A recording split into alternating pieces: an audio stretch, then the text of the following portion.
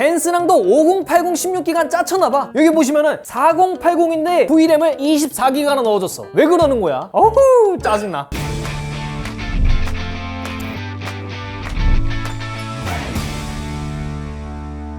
안녕하세요, 똥물리의 에디입니다. 요즘 램 가격 정말 심상치가 않죠. 아니 그냥 망했습니다 여러분. 64기가가 5070 Ti보다 비싸요. 이게 들리는 얘기로는 이 상황이 2031년까지 간다는데 막말로 지금 4K 게이밍 PC 하나 맞추려면 400만원까지도 생각해야 합니다. 물론 고사양 PC가 필수는 아니라서 또 안 맞추고 말지 하시는 분들도 분명히 있겠죠. 근데 GTA6 참을 거야?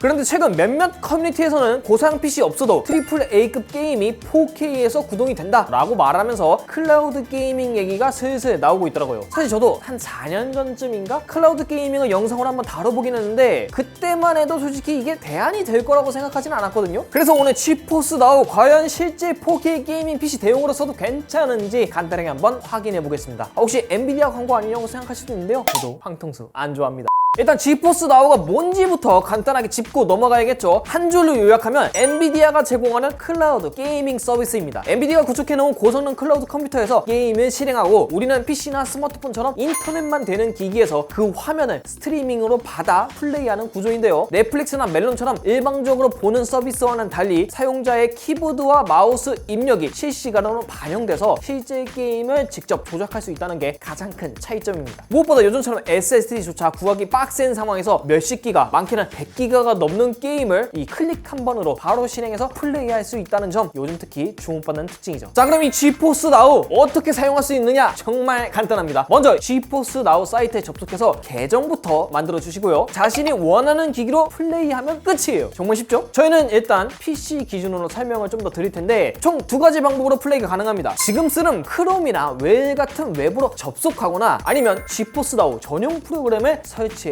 할 수도 있습니다. 근데 웬만하면은 전용 프로그램 추천드려요. 자, 이제 접속을 한번 해보면은 막 여러 가지 게임들이 아주 그냥 즐비하게 깔려 있죠. 이게 겉보기에는 OTT 서비스처럼 보이지만 스팀이나 배틀넷 같은 개인 게임 계정을 연동해서 사용하는 방식입니다. 그래서 무료 게임이 아니라면 해당 게임을 직접 구매해서 보유하고 있어야 플레이할 수 있고요. 때문에 처음 접속했을 때 자주 사용하는 계정들을 미리 연동해 두는 게 훨씬 편합니다. 그럼 이제 마지막으로 플레이하고 싶은 게임을 검색해서 실행해주면 됩니다. 현재 기준으로 4K 게이밍 하려면은 지포스 나우 얼티밋 요금제를 사용하면 되는데 이 요금제에서는 RTX 4080 그래픽카드와 라이젠 스레드리퍼 5955WX 기반의 시스템으로 플레이하게 됩니다. 그런데 디비전2에 있는 벤치마크 시스템을 돌려보니까 좀 재밌는 걸 발견했어요. 램이 56기가, 나보다 좋아. 그리고 밑에 보면은 V램이 적혀있는데 24기가? 4080인데 24기가가 들어가 있더라고요. 젠스랑도 80에 16기가? 짜친다는 거 알고 있던 거야. 근데 왜 그렇게 팔아요? 하지만 이런 클라우드 게이밍 환경을 부정적으로 보는 가장 대표적인 이유가 있죠. FPS처럼 빠른 반응이 중요한 게임에서는 딜레이가 심해서 권장하기 어렵다. 그래서 다른 건 다 집어치우고 AAA급 FPS 게임 배틀필드 6에서 지포스 나우 환경과 4K 네이티브 게이밍 PC를 1대1로 비교해봤습니다. 먼저 PC에서 직접 돌리는 4K 환경부터 볼게요. 중업 정도로 실행해봤는데 플레이에 전혀 문제 없을 정도고요. 최상업인 오버킬 모드에서도 당연하게 딜레이는 전혀 없고 120프레임도 깔끔하게 넘어줍니다. 특히 요즘 4K 게이머들은 OLED로 넘어가는 경우가 많다 보니 1, 2년 전보다 전체적인 플레이 환경 자체가 많이 좋아졌어요. 오히려 요즘은 PC 사용보다는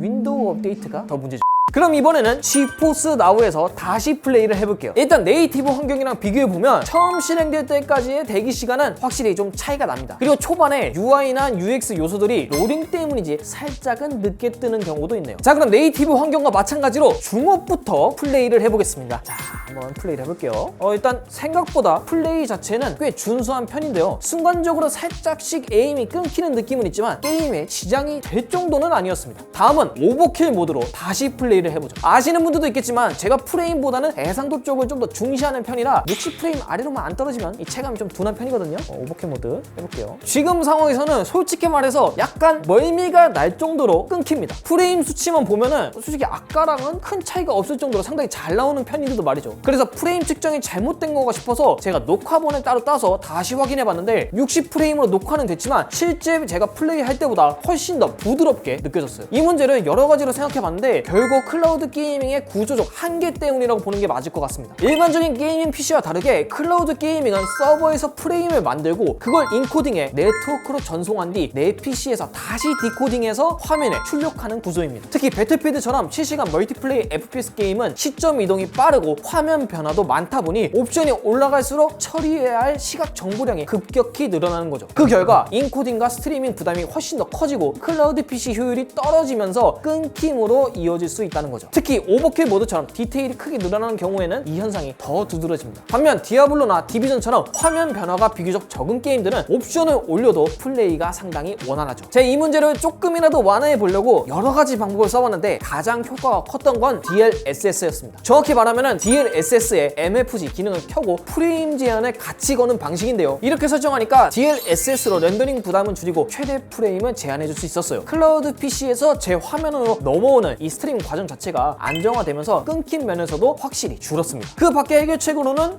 마우스 폴링 레이트를 낮추면 개선이 된다 이런 얘기도 있었는데 제 경우에는 큰 차이를 느끼진 못했습니다. 그리고 지포스 나우를 실행했을 때 내 PC 사양은 얼마나 쓰는지 이것도 궁금해하실 것 같아서 이 부분도 한번 체크해봤어요. 일단 저희가 오늘 시연을 위해서 가져온 요 ROG Li UMPC 기준으로 보면은 정말 낮은 수준, CPU는 9%, GPU는 40% 정도밖에 안 되는 이 자원 소모로 구동되는 거를 확인할 수 있네요. 사실 홈페이지에 기재된 요구 사양 그것보다 높으면 되기 때문에 사실 그것보다 낮으면은 이제 컴퓨터라 부르기는 좀 어렵지 않나 싶기도 합니다. 그런데 인터넷 환경은 조금 따져볼 필요가 있습니다. 실제로 지포스 나우를 사용해보면 대역폭은 보통 50에서 75Mbps 정도를 사용하더라고요. 가정 환경에 따라 100M급 회선이라 해도 실제 속도는 훨씬 더 낮게 나올 수 있으니 미리 한번 체크해보시는 게 좋을 것 같습니다. 이와 관련해서 레이턴시 테스트도 같이 진행해봤는데 네이티브 환경보다는 차이가 있긴 해도 충분히 감안할 수 있는 수준이었고요. 다만 무선 환경에서는 조금 주의가 필요합니다. 데이터 신호 변동이 크다 보면은 지금 측정한 수치보다 레이턴시가 더 벌어지는 경우도 있거든요. 근데 그렇다고 여러분들 야외에서 핸드폰으로 배틀필드 하실 건 아니잖아요. 하지만 여기서 가장 큰 걸림돌이 하나 있죠. 지포스 나우는 결국 구독제라는 점입니다. 요금이 한 달에 39,900원 정도인데 솔직히 저렴한 가격은 아닙니다. 다만 이걸 4K 게이밍 PC 구축 비용이랑 같이 놓고 보면은 생각이 조금 달라져요. 4K 게이밍 PC를 400만 원 정도로 잡고 지포스 나우를 매달 유지한다고 가정하면은 1년에 드는 비용은 대략 40만 원 정도입니다. 이걸 5년으로 계산해도 총 200만 원 수준이기 때문에 4K PC를 맞추고 5년 뒤 중고로 판매했을 때의 매몰 비용과 비교하면 구독 쪽이 오히려 유리해 보이기도 하죠. 게다가 지포스 나우는 주기적으로 서버 PC의 업그레이드가 이루어지다 보니 400만 원으로 맞춘 5070 Ti 시스템보다 오히려 더 높은 사양으로 올라설 가능성도 있습니다. 특히 신작 게임이 나올 때만 간간히 즐기는 분들의 입장에선 180인치나 30인치를 한 번에 결제하기보단 일주일권이나 하루 이용권으로 가볍게 맛보는 것도 꽤 효율적인 선택이 될 수 있을 것 같아요. 자, 그래서 지포스 나우가 과연 4K 게이밍을 대체할 수 있느냐, 이 질문에 대해 이제 제 소신대로 말씀을 드리자면 대체할 수 없습니다. 사실 지금 4K 게이머들은 단순히 모니터만 4K인 게 아니라 시스템 사양 자체가 이미 상당히 높은 수준이거든요. 게다가 일부 게임들, 유명한 게임들인데도 없는 경우가 좀 있습니다. 다만 댓글에서 자주 보이는 1060, 1660, 3060 같은 환경에서 4K를 한번 경험해보고 싶다, 이런 용도라면 이 지포스 나우 꽤 괜찮은 선택지입니다. 특히 요즘처럼 메모리랑 그래픽카드 가격이 미쳐 날뛰는 상황인데 기존 라이트 게이머 입장에서는 모니터만 바꾸고 필요할 때 결제만 하면 되니까 상당히 매력적이죠. 하지만 저와는 달리 0.1초의 승부를 펼치는 승부사다, 그런 분들은 쳐다보지 마세요.